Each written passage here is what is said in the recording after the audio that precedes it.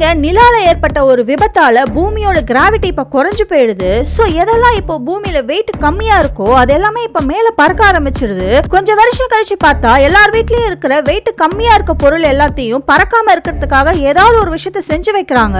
அப்படி இருக்க ஒரு நாள் இவரோட பையன் வெயிட் கம்மியா இருக்கறதால திடீர்னு மேல பறந்து போயிடுறான். ஆனா இத பாக்குறவங்க அப்பா அதை பெருசா எடுத்துக்காம ஒரு மிஷின் ஒன்னு ஆன் பண்றாரு. பார்த்தா அதை ஆன் பண்ணதுமே வீட்டுக்குள்ள கிராவிட்டி வந்து எல்லா பொருளும் இப்ப கீழே விழுந்துருது. ஆக்சுவலா கொஞ்சம் வருஷத்துக்கு முன்னாடி திடீர்னு கிராவிட்டி குறைஞ்சதால இவரோட வைஃப் மேல பறந்து போயிடுறாங்க. இவர் மட்டும் வெயிட் கொஞ்சம் அதிகமா இருக்கறதால அவர் பையனை மட்டும் தான் அவரால் காப்பாற்ற முடியுது. அதுல இருந்து இவரோட பையனை பாதுகாப்பா வச்சுக்கிறதுக்காக வீட்டுக்குள்ளேயே வச்சு வளர்த்துட்டு இருக்காரு. சப்போஸ் வெளியில போகணும்னா கூட இவரு மட்டும் தான் வெளியில போறாரு. அப்படி போகும்போது கூட வெயிட்டை செக் பண்ணி பார்த்துட்டு சேஃபுக்காக வெயிட்டையும் அவரோட பேக்ல எடுத்துட்டு தான் போறாரு. ஆனா இவன் சூரிய வெளிச்சமே மேல படாம வளர்ந்ததால வெயிட்டே போடாம ரொம்ப ஒல்லியாவே இருக்கான். அப்படி இருக்க ஒரு நாள் ஒரு குண்டான பொண்ணு ஜன்னல் வழியா பார்த்ததுமே இவனுக்கு ரொம்ப பிடிச்சு போயிடுது. சோ இவனும் குண்டாயி அந்த பொண்ணை எப்படியாவது மீட் பண்ணணும்னு அவன் ஆசைப்படுறான். அதுக்காக எவ்வளவு முடியுமோ பர்கரும் சீஸுமா எடுத்து சாப்பிட்டுட்டு இருக்கான். அப்பயுமே அவனோட வெயிட் குறையதே தவிர கொஞ்சம் கூட ஏறவே மாட்டேங்குது. அதுல வெறுத்து போய் ஃப்ரிட்ஜை எடுத்து அவன் உடம்பு பின்னாடி கட்டி வச்சுட்டு எப்படியாவது வெளியில போகணும்னு ட்ரை பண்றான்.